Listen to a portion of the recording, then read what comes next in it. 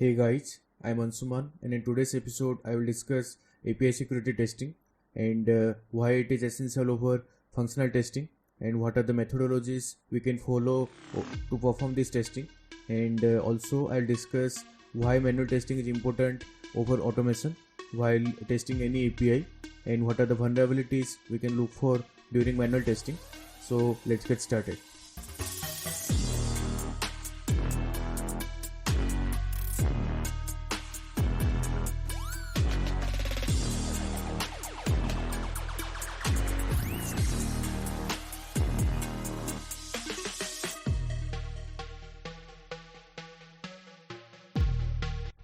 So first we need to understand what is an API, because every day what are the applications we use like WhatsApp, Netflix and Facebook, that is our day-to-day the common applications these days.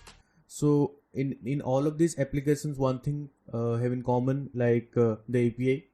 So what is an API? API stands for Application Programming Interface, which connects and exchanges data with other applications. And so nowadays API is the backbone of modern applications, like in every day we use Facebook, WhatsApp, Twitter or Netflix. So in all of these applications one thing have in common is the API, because what it does, for example, when you send one Twitter post, particular message, it's being delivered to the backend server by using an API. So API connects, there will be one API endpoint, and that endpoint will deliver your message to the backend server. So right now this is it's a kind of a service oriented architecture. So it's like you are using one service to deliver your message, or you are trying to access any of your data from the server.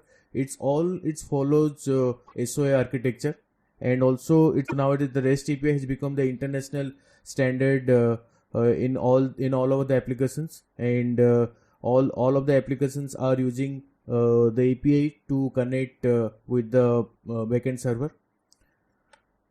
So as we already discussed that what all of these applications have in common. So in all of these applications one thing they have in common is the API, because all this by using one API only we can send our data, or we can also retrieve our data. So for example, if you say about the Netflix, and the Netflix, when you are watching one movie, that it's like that movie is the today's trending movies in your region. So what's happening at that time, the client are sending one request to the backend server that you just give me the today's trending movies for any of the regions, like it can be India or it can be US or any other countries. So all of the connections are happening using one API. So now next thing, this is the HTTP request and response, and that is this is the main two components in one API. There will be one HTTP request which will take care about your data, and it will deliver to the backend server, and once it's delivered then it should send one acknowledge to the client that this is your request and this is your response. So so at that time it will be your this is the HTTP response. And in both HTTP request and response, there are two things is common. It's the request header and is the request body, and in case of response header and the response message body. And this message, it can be in any format. Now in this example it's in form data, like you are sending your user ID and password in form data format, but it can be in JSON format or XML format as well, and that depends upon the API implementations and what actually and which kinds of data actually you are expecting from the backend server. So this is the main component in every API. So now as we have already understand what is an API, so right now we need to know what is API security testing. So it's a process to perform security testing to find a security vulnerability in the API endpoint. So it's like once we did one implementation of any of the endpoint, then we used to perform any unit testing or integration testing in every once the application is once the API implementation is completed. But API security testing is kind of different, and these testings usually the penetration tester or enterprise security testing team, they perform to find out security vulnerability in the API. And that is the right now is the most important in every SDLC lifecycle, like software development lifecycle, because because functional testing is like one thing is the common. It's like that is more of like a static, and we need to just follow the our test plan, and we need to perform the testing. But in case of security testing, there are so many methodologies, and we need to think out of the box. How can we break this API, and we can to find out security vulnerabilities. And also API security testing is always not so simple. It requires deep understanding of the system. So now let's discuss what type of vulnerability to look for during testing. So API security testing, it's like there are many different like vulnerabilities we can find during our testing. But before starting, we need to go through first OWASP top 10 API security guidelines, because OWASP provides the common vulnerabilities what we usually find in every API endpoints. So these are the top 10 guidelines. Starting, the first one is the broken object level authorizations, and the second is the broken user authentications. So now let's discuss all this vulnerability one by one, and we'll understand how what are the vulnerabilities, which vulnerabilities actually it's kind of essentials, and which are the vulnerabilities we can look for during our testing. So the first is broken object level authorization. So here this vulnerabilities actually what OWASP guideline says, that APIs tend to expose endpoints that handle object identifiers, and creating a wide attack surface level access control issue, and object level authorization checks should be considered in every function that accesses a data source using an input from the user. So what it means actually, right now in this example, you can see here Bob is sending one request to the web server API to access his data, and here in this particular endpoint he's using accounts endpoint, and in the accounts endpoint he's passing his account ID to get his informations, account details informations. So this structure is completely fine, but there is one problem. But what's the issue actually? The attackers is not interested to get it's like he's not interested to behave like a normal user. His intention is to break the API endpoint, and to get the other users information. So that's why he says let's change the account ID and get other users account information. So what he's doing, instead of using his account ID, he's using the Tom ID, and this Tom ID he gets from any, like it can be anything, either from browser cookies, or let's say sometimes also we can guess, we can brute force any IDs, and we can get those informations. So once he gets one valid user ID, so what he is doing, he's passing that user ID to access the Tom's details. Now in this broken object level authorization, what's the vulnerability actually? As soon as we are hitting to the backend API, for this every API it will call to one function. Let's say right now for this account API, in the backend code there will be one function like for the accounts details, to get the account details there will be one function. In that particular function there will be certain piece of code. In that particular piece of code there won't be any authorization check, like it accept in that particular function accept the account ID, but it's not validating that this account ID is actually matching with the session. Like session, it means the authorized user's account, like whether it's completely matching with the session ID or not. So if it's not checking anything in the backend code, so what it will do, it will take the account ID informations, and after that it will return the details of that particular account. If the attacker gets the valid account ID, then at that time they can easily get the informations of the particular user.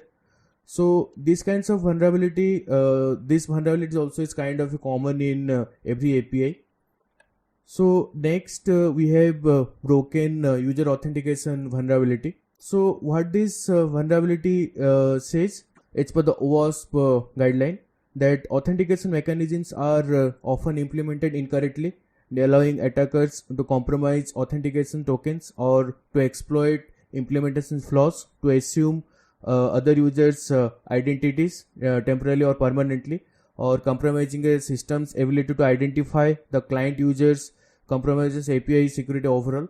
So what it means actually, this broken user authentication is also, it's a kind of similar to the broken object level authorization, but this is more of like your session token. If you get one valid session token for JWT token, then you can just simply go to the jwt.io and you just put the information of that token. Then easily you can get the information, what are the encrypted data are there in that token. You can get the details quite easily. So the similar way, so right now in this example also, what's happening actually, Bob is sending his token, his JWT token, to get his informations from the backend server. But the attacker, what he is doing, he gets this JWT token from anywhere. Either he gets the information from browser cookie, or he can use his token also, because he can create one new account, and after that in that particular applications, and after that once he creates the account, then he gets the JWT token. So what he's doing, he gets the JWT token and then he changes the informations of another users. So that at that time, what's how he can change and how the JWT token actually it's working. So that's a kind of a cryptographic implementation, and if you are not following the proper JWT cryptographic implementation, like RSA algorithm or any other the algorithms JWT provides, if you are not implementing properly, then it's allowing the attackers to tamper that particular token and change the informations of other users. So that is the same thing now the attacker also is doing. What he is doing, he changed the information of the Tom's account, and after that once he creates one valid JWT token, then he uses that token to get the informations of the Tom's account. So this broken user authentication is also, it's very critical, and also it's quite common in every most of the JWT API implementations. And this kind of vulnerability also we can find out in other authorization APIs also. So next we have the excessive data exposure vulnerability.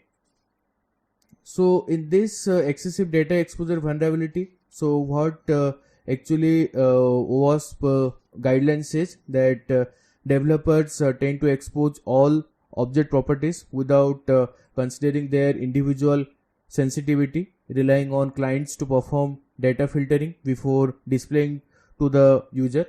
So what it means actually, now in this example you can see that Bob is sending his information, his credit card details to the credit card endpoint to get the information of his credit card details.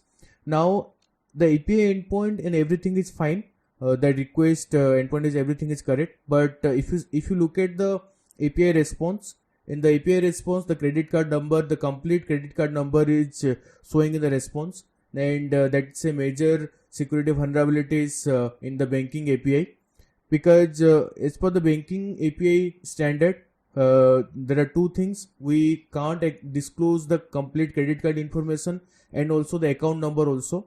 Only we need to disclose the few numbers, and the others will be redacted.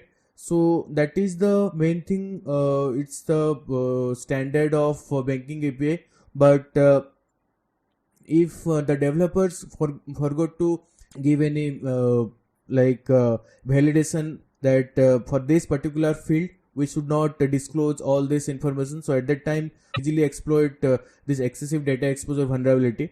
And this is only one example for the banking API, but there will be others. In every APIs we need to check what are the requests and response, and it's better way to find out. First thing we need to check for the API documentation, and if in the documentation it says for that in the API response for that particular attributes or field that this data should not be disclosed completely. It should show the only the few words or any of the only the few details. Then at that time, if you are able to in the API response, if you see that that particular field is showing the complete details, then you just exploit the excessive data exposure vulnerability.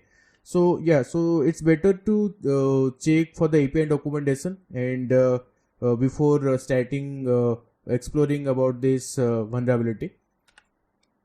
Now the next we have the lack of resources and rate limiting, and this is it's quite common about the rate limiting, and most of the everyone knows about this vulnerability. It's like even script kiddie also knows about the rate limiting and brute forcing these days.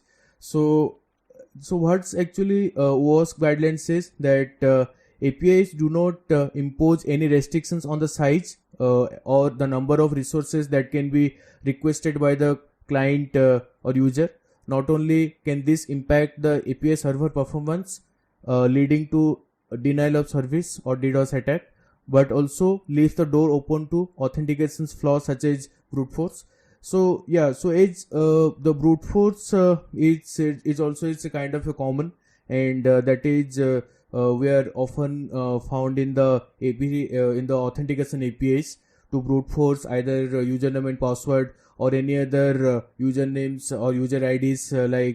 In case of banking API, you just your account number, but the structure, what the structure of that particular account number. Then if the rate limiting or brute force check are not done properly in the backend code, then we can just brute force that particular account ID, and we can just get the others account informations, the valid account number of other users.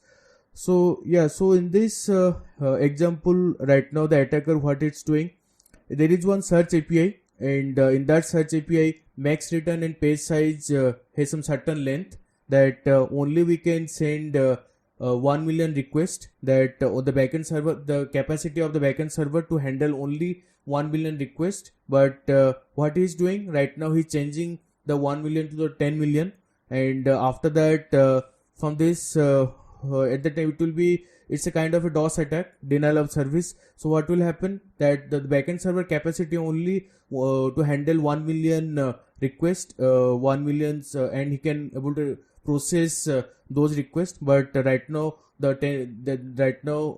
just changed to 10 million, then it will be overhead to the backend server. So at that time it will be the backend server will be slow down, and the service also will be down. So these are the also, it's a very common, and this vulnerability is quite easy to find, and if the checks are not done properly. So next is the broken function level authorization. So broken function level authorization, it's kind of similar to the broken object level authorization, but there is one difference is there.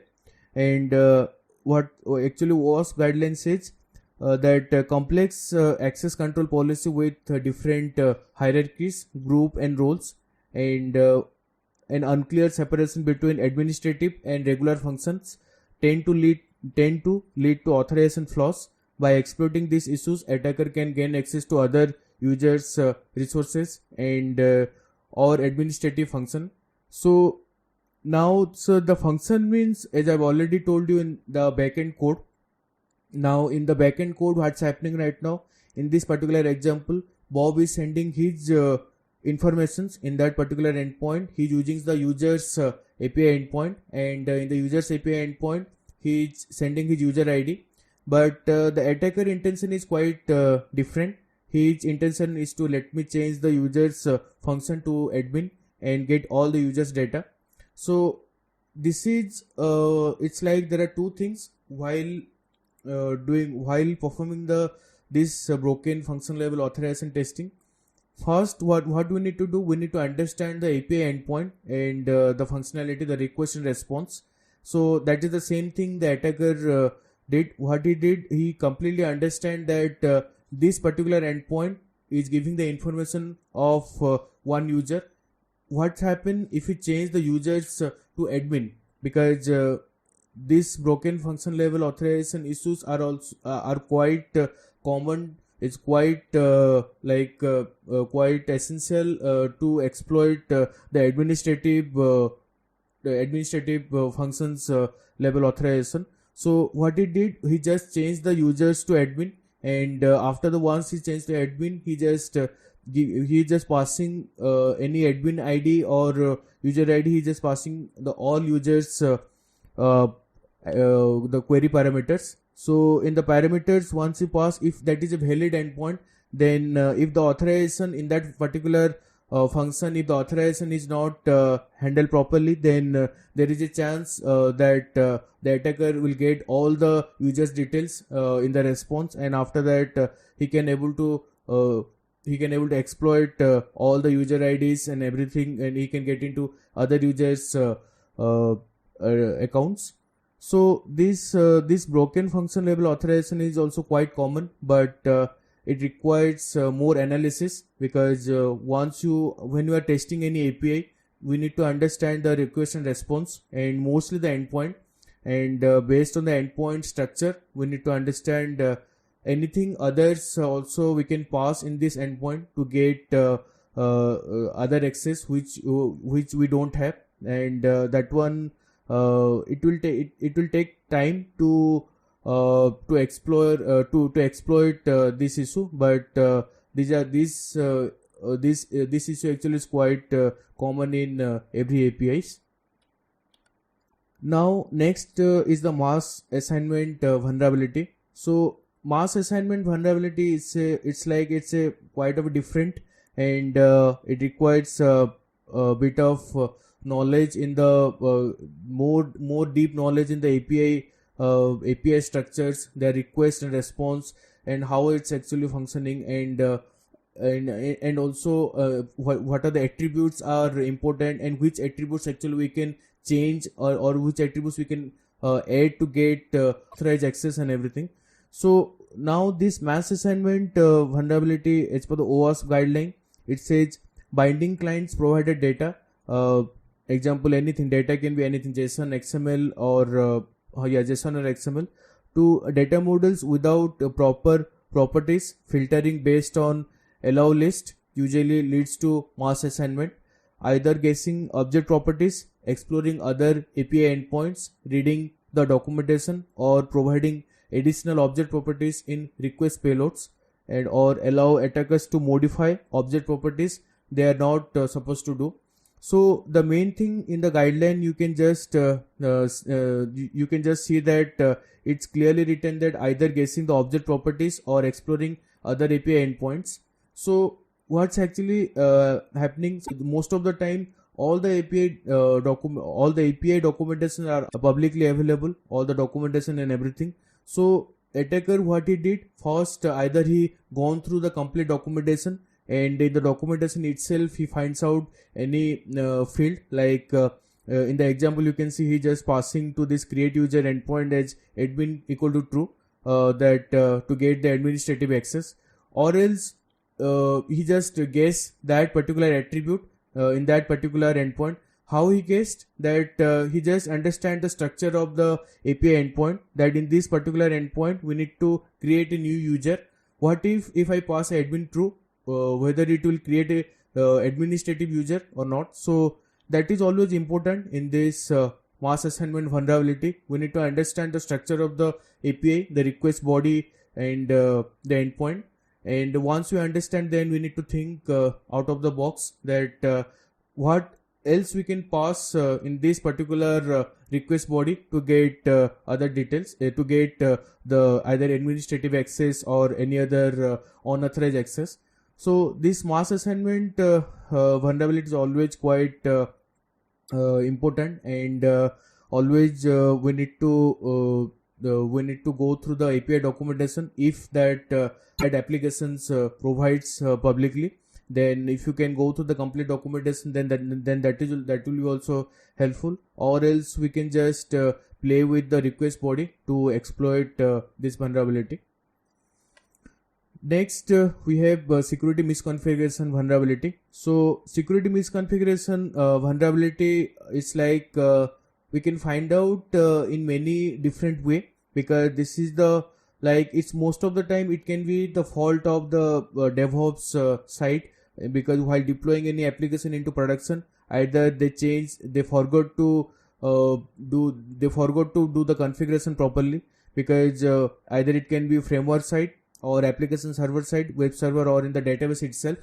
So let's say in the framework side, for example, you have this Django applications, but in the production, what the developers actually did, that he just forgot to change the debug to false, and he just set it to true and deployed into the production. So at that time, you can if you are Django, if you know Django, then if you pass debug equal to true in production, then what will happen? So yeah, so different kind of misconfiguration we can find out in while doing this testing. And also the OWASP guideline says that security misconfiguration is commonly a result of unsecure default configuration, incomplete or ad hoc configuration, open cloud storage, misconfigured HTTP headers, unnecessary HTTP methods, and permissive cross-origin resource sharing, and verbose error message containing sensitive information. So all these things is I can say it can be like in the application side. Also we can find out the application level, or also we can find out in the deployment itself. The security misconfiguration is also quite is very essential in API security testing, and also it's always you need to check first. We need to understand the what are the web service that particular application it's using, and also in the framework side also we need to understand whether it's using Node.js or React.js or Django or any other frameworks. So that will help you to explore this security misconfiguration vulnerability. And also I can say while exploiting this vulnerability, you need to focus more on the recon, and in the recon only you can get all those infrastructure information, and by using those intels, you can later you can try to exploit this security misconfiguration vulnerability. Now next we have the injection vulnerability. So injection vulnerability, it's actually it's like we can do many different kind of injection to in the API endpoint. But now in this example only I have shown the SQL injection, but we can also use command injection or XML injection and everything. Other injection also we can perform. But so in this injection flaws, actually what OWASP guideline says, injection flaws such as SQL, NoSQL or command injection occurs when untrusted data is sent to an interpreter as part of command or query. The attacker's malicious data can trick the interpreter into executing unintended commands or accessing data without proper authorization. So now the attacker, so in this particular example, the attacker intention is to get the information of all the users' data. So right now this is one banking API. So in the banking API, what's happening? the issue is the user ID query parameter. He's passing his ID, the user ID, but after that also he's passing the SQL injection payloads that or 1 equal to 1 colon dash dash. So you know what it means actually. It's true. So now if it's true, then it will get all the users details, because if you know SQL, then this is one very simple query like select star from accounts to get all the users details, all the account details the attackers will get. So these are the flaws actually. We can also, it's quite common in APIs, and mostly I can say this SQL injection vulnerability we can check in every query parameters, like in the get APIs, and in every query parameters we can first we can play with the SQL injection, or later and also command injection also, and we need to try many different payloads. And if you go to the SQL injection like SQL map or the official tool for the SQL injection, then you can just check some very simple payloads, and also you can check what are the response actually you are getting. So you can inject many different payloads to that particular parameters to exploit this injection vulnerability. And also injection vulnerability is always quite critical, and if you find any sensitive informations in the API response, and this injection can be anything, either SQL injection or command injection, then that is always the high critical vulnerabilities in every APIs. Now next is the improper assets management. So this improper assets management vulnerability, what's actually, that is always is the deployment site, and this vulnerability always why it's actually occurs, actually it's based on the deployment fault. And in this particular example you can see here that there are three deployments are there. One is the staging, then testing, and prod web API server. So now what's happening, that either in that particular deployment they forgot to shut down this staging and testing server, and that is also still available in the public internet. And after that, what the attacker did, he just from his recon he just get this information of the staging and testing server information, and after that he just directly hit to the staging servers, because always in the production server you can see here in this example there is one firewall logo is there, because in always in the every production server there will be one firewall, that is WAF, and always to bypass the WAF is always not so simple. And but in always in the staging and testing server there are no WAF always, because that is only for the testing. So if that information, if the attacker will get in that for that particular application, then he can just directly hit to the staging and can get sensitive informations. So this one I can say this is mostly depends upon the recon, and while doing the recon we can get all these details, and based on the information we can explore about this improper assets management vulnerability.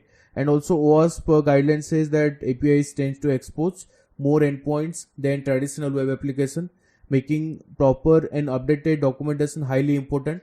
Proper host and deployed API version inventory also play an important role to mitigate issues such as deprecated API version and expose debug endpoints. So as I told that this is the problem of the DevOps side, that any other while deploying the application into the production they forgot to shut down this staging and testing server, and once the attacker get those information, then he can directly attack to those servers itself.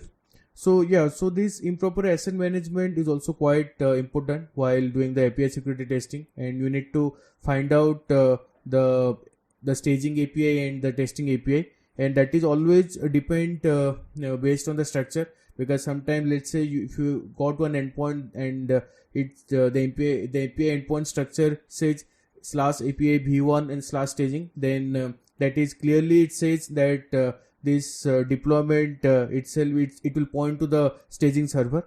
So yeah, so this is also quite important while working while doing the API security testing, and this is always quite important in recon. And if you get more information about the target, then at that time it will be very helpful to exploit this improper assets management vulnerability.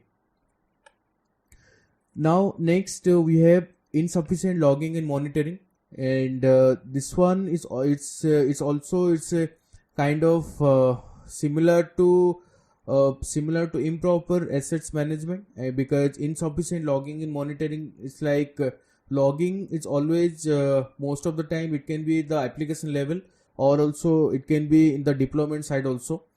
And as per the OWASP guideline, it says insufficient logging and monitoring coupled with missing or ineffective integration with incident response allows attackers to further attack system, maintain persistent pivot to more systems to tamper with, extract or destroy data. Most breach studies demonstrate the time to detect a breach in over 200 days, typically detected by external parties rather than internal processes or monitoring. So what it means actually, it's like the attacker will directly attack to the IDS, because incident detection response it's kind of always it's quite important.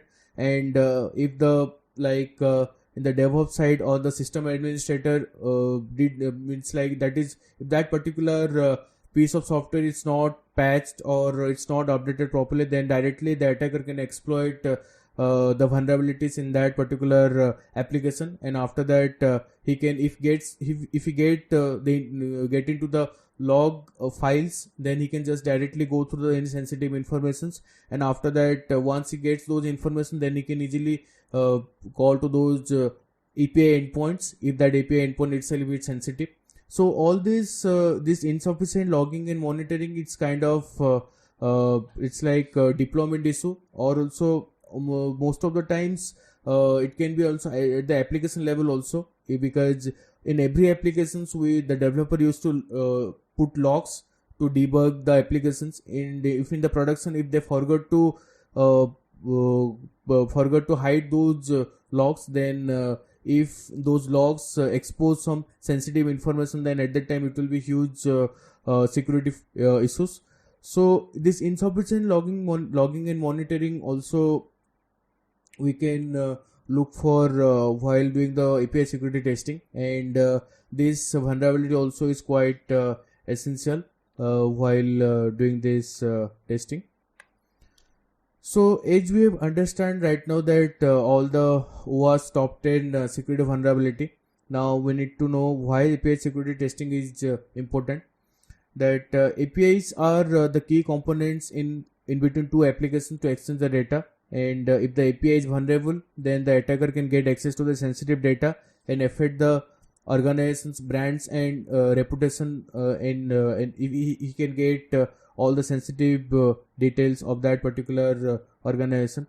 So APIs have already, as we have already discussed at the beginning, that APIs are the main component in every application, and always we need to start the API testing from the beginning itself, because in every applications what the organization do, they only focus most of the time in the functional testing, but they forgot to do some API security testing in depth. But that is a major issue, because API security testing is also very important, because that is more important than the functional testing.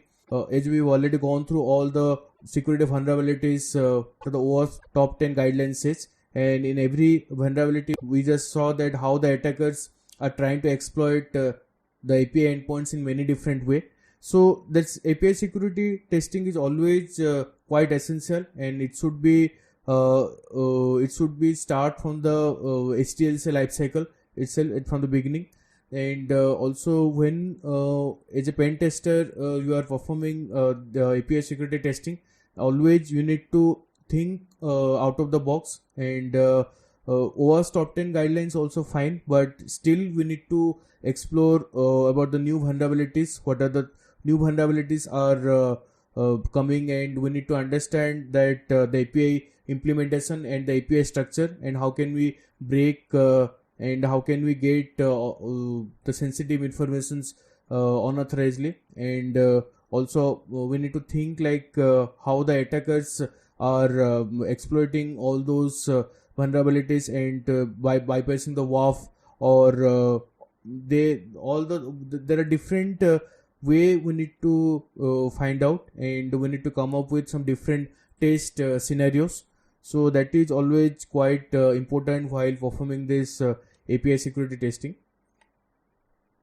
Now, what are the API security testing methodologies? This is only I find out there are what are the most common way, but there are many different way to explore the APIs, and to come up with some new methodologies. But the common one, first is the authentication, next is the parameter tampering, injection, HTTP method manipulation, and the last one is the fuzzing. So these are the things are always quite important to look for while starting with the API security testing, and it's very important to understand the microservices architecture, because it's the main key component in every system design. And if you understand the microservices architecture properly, then you can come up with some different test scenarios and also new methodologies. And always it's kind of important if you understand the system design, because for example, let's say you are working on the Netflix API, and if you see the Netflix, then you can get the system design information quite easily in their official developer documentation, or also other developers also writing blogs about the Netflix system design, and you can just go through those system design and try to understand that what actually Netflix using is their load balancer, and what are the deployment platform he's using for the like he's using AWS or Azure or any other Google Cloud platform, or any other cloud frameworks. So if you understand the system design properly, then it will also give you one more insight to exploit different vulnerabilities, and also come up with some new methodologies. So, and also it's very important to understand the relationship between microservices, because if you are working on a large organization like Netflix or Microsoft, or let's say if you're companies like Tesla and all, so at that time, if you understand the microservices, the relationship between the microservices, then you can exploit some different kinds of vulnerabilities, and also it will help you to build the new methodologies also. And so that's why it's quite important to understand the relationship between microservices. And also it's very important to understand each endpoint and spend more time on manual testing over automation to exploit business logic vulnerabilities. So manual testing is always quite important, because automation we can do, but manual testing, it's like what are the, because it depends upon the API implementation, and every APIs are always different. And if you go through the functionality first, what actually this API does, let's say if you have this registration API, and in this registration API you need to fill up all the details to register one successful user. But what if I change those parameters, if I add some new attributes, what's happening if you change the HTTP method itself, post to put or delete, then what's the behavior of those APIs? Those things you can do with the manual testing. And also always the business logic vulnerabilities you can find out using manual testing itself, because business logic are always different, because that one we can't automate using tools, and because business logic are always depends upon the implementation, and those things we can exploit vulnerabilities if you understand the functionality very well. Then that's why that those vulnerabilities we can find out using manual testing.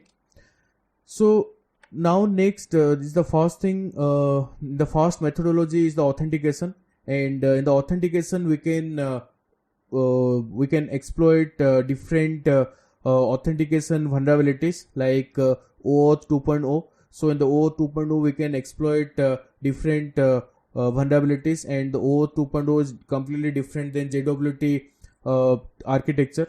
First we need to understand the implementation itself, and if you understand the implementation properly, then this token, let's say for example this JWT token, in this JWT token, whether it's implemented which type of algorithms like HMAC or RSA, then HMAC is it's a symmetric key, and is the RSA is the symmetric and asymmetric key. So it follows the private and public key. So those kinds of things, if you get those details for that particular authentication implementation, then it will help you a lot to exploit the JWT authentication vulnerabilities.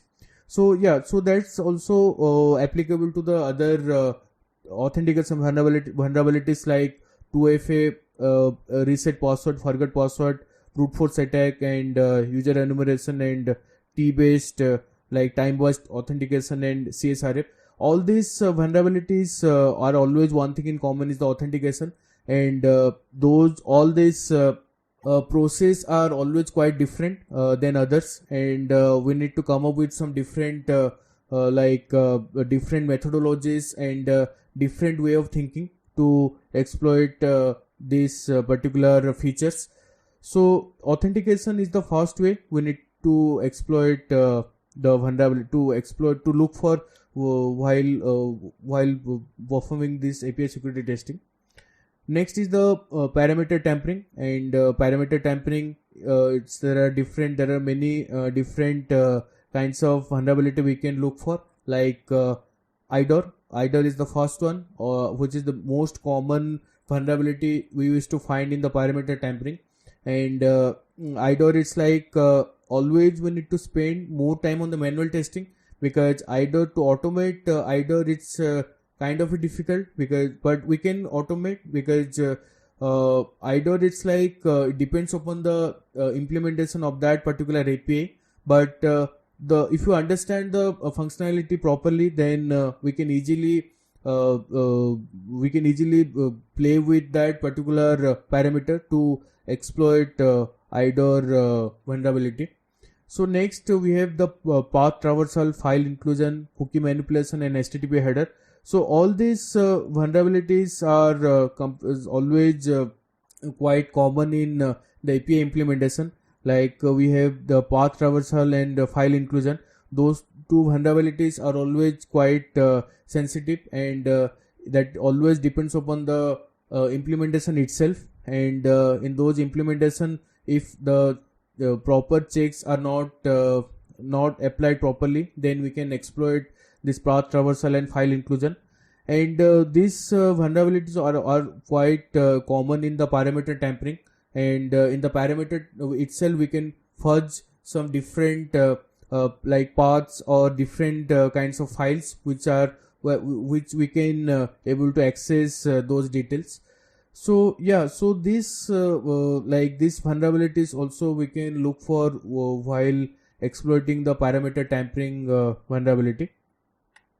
Next we have the injection, and injection, as we have already discussed about the SQL injection, and so other injection are also there: NoSQL, LDAP, XML injection, SSI injection, code injection, command injection, host-header injection, and server-side template injection. All these injections are always it's like in the APIs mostly we can find out in the both post and get request, and I can say always the SQL injection and server-side template injection, command injection, those things, and code injection, those things are always quite common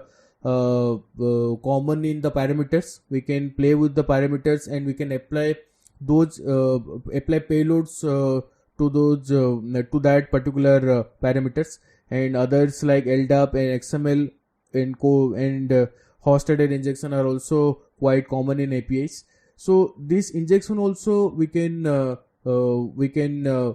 play with the different APIs in the both get, post, or whatever APIs what are the HTTP methods are allowed to that for that particular API.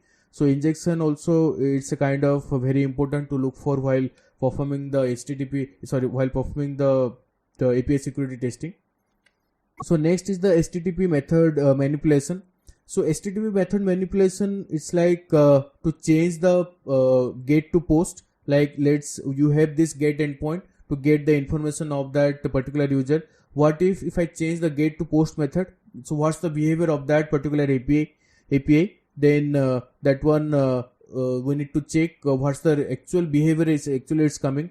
So HTTP method manipulation is also quite important, and these vulnerabilities are always quite common because developers are forgot to give the particular check, or they forgot to restrict that particular HTTP method for that particular endpoint. And this HTTP method is also I can say this is the first thing we need to check. And as you can see, there is one method called trace, and trace, as you know, that is the developer used to debug the API endpoints. And if the trace is enabled in the production, then it's a major security flaw. What if any sensitive informations are exposed in the API response? So this HTTP methods manipulation is quite important, and I can suggest when you are testing any APIs. So first thing, you need to manipulate the HTTP methods for that particular endpoint and check the behavior of that particular API to understand the application flow. So the next is we have fuzzing, and fuzzing, as already we have discussed at the beginning about the API rate limiting, SQL injection, and other vulnerability. So fuzzing, it's like that one mostly we need to check from after our recon. And after the recon, when you get all the intels, like which infrastructure actually is that organization is using, and sorry, not the organization, that particular application, and based on the information only we can fudge the parameters, or we can come up with some different kinds of payloads to exploit the vulnerability. And all these vulnerabilities are always quite common in APIs. And some of the APIs we need to check, like let's say XML external entity vulnerability. This one, to exploit this vulnerability, there are many different way. Let's say you have this post API which sends data in JSON format, but what if you change the content type itself to application/XML, and if you send the XML payload, what's the behavior of that particular API endpoint? So those things actually we need to come up with some different test scenarios, and based on that we can fudge different kinds of payloads for that particular endpoint. So that is more of like fuzzing, and also you can exploit some information leakage headers. That one, as I've already told in the previous slide, that the trace method, like if the trace is enabled, then what if you send a trace to that particular endpoint, and if you check the information, if you check the response in the API response, then there might be any chance that there might be chance any headers are leakage in the API response. So all this fuzzing we can do while performing the API security testing. Now next is the manual testing versus automation, and as we have already discussed all the vulnerabilities, and always for the manual testing, all the vulnerability we can exploit, like business logic, SQL injection, remote code execution, broken authentication, SSRF, IDOR, insecure deserialization vulnerability. Because manual testing is like it's in your control, and if you understand the functionality properly, and if you know that the request and response, if you understand the complete request flow, which content type, which data format is actually that particular endpoint is using, then you can just exploit the one vulnerability first. Like let's say if you business logic itself, next to the SQL injection. So all this vulnerability you can exploit in the manual testing, and you can perform like you can come up with some different test scenarios, and you can perform the manual testing. But in case of automation, the first thing, business logic and insecure deserialization vulnerability are not completely possible, because business logic is always quite different, because that depends upon the API implementation itself, and to automate those things it's quite difficult, and that is not common implementation in every APIs. But in one more thing, the IDOR I mark it as a neutral, because IDOR it's like we can automate, but if let's say if you are testing 5 different APIs, and if the three APIs are common, one thing is one implementation is common, then you can easily automate that particular test scenarios. But always the IDOR, it's like I can say you need to spend more time on the manual testing rather automation.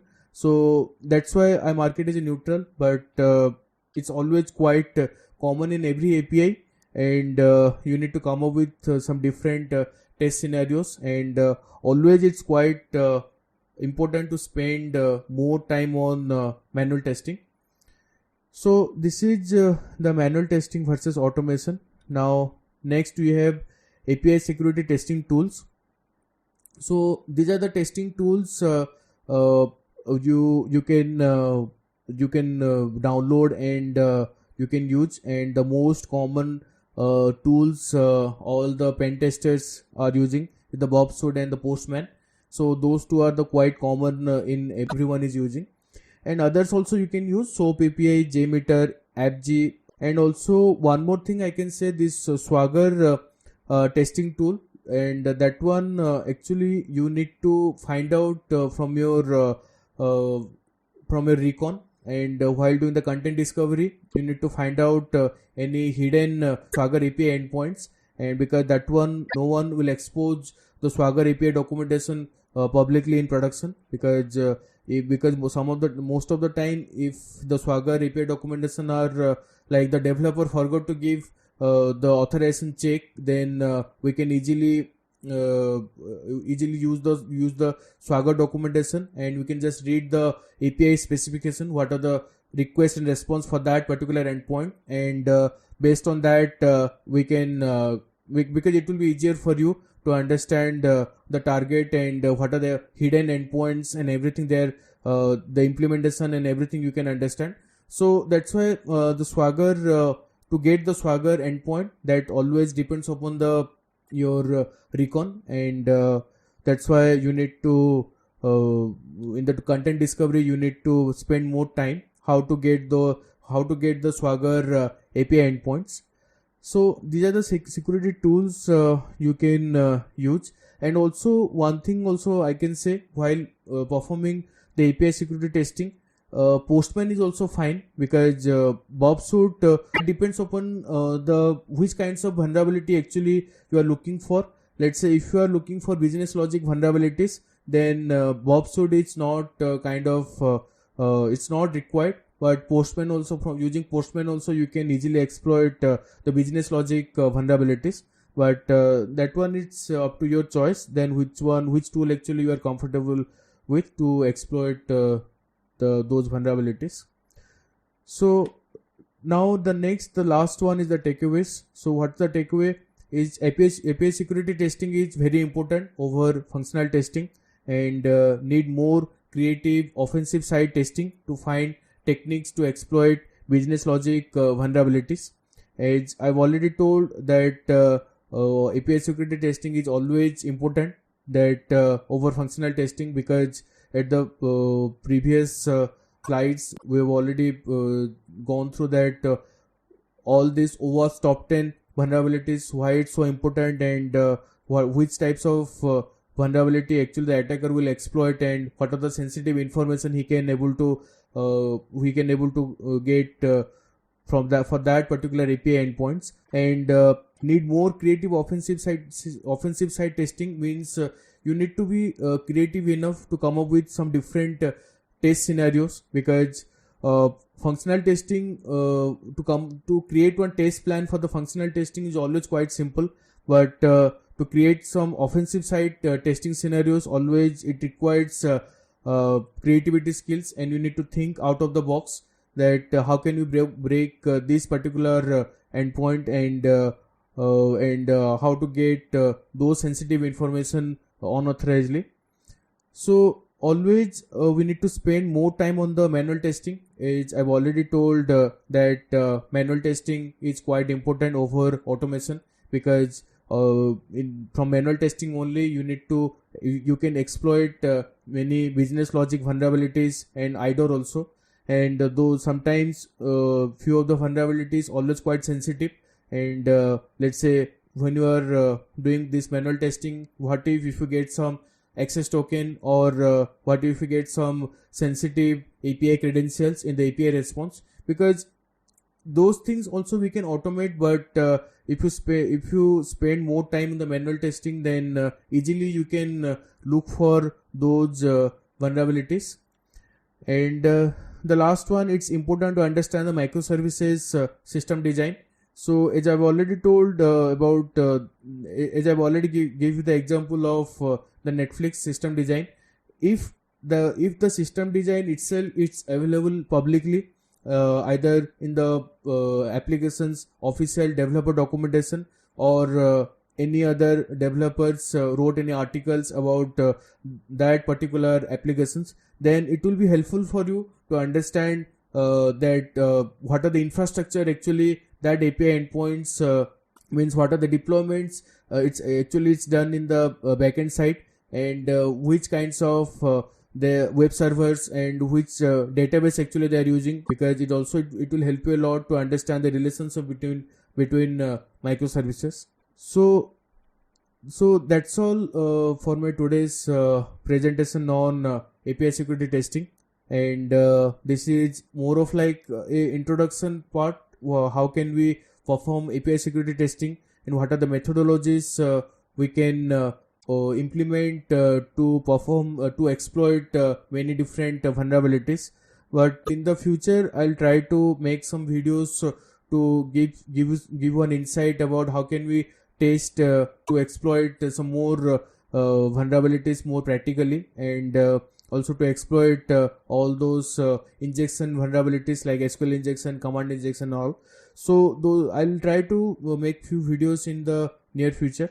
So for today's video, if you're not familiar with the API security testing, then I think this video will help you a lot to understand why API security testing is important over functional testing, and what are the most common vulnerabilities to look for, and why manual testing is also important than automation. So that's all for today's video, and if you like today's video, then give a like, and please do subscribe to my channel. I'll see you guys in my next video. Thank you for watching.